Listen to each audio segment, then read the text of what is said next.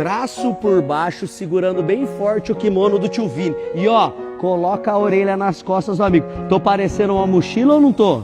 Quando o tio Gulli fala assim, tá valendo! Quem tiver no lugar do tio Vini com a mochila nas costas, tem que soltar da mochila e ficar em pé na posição do ninja. E quem for a mochila, não pode soltar o amigo. Valendo! Quero ver, não vai sair, não vai, oi, não vai, oi, parou! Se o amigo soltar da mochila, ficar em pé na posição do ninja, para e começa...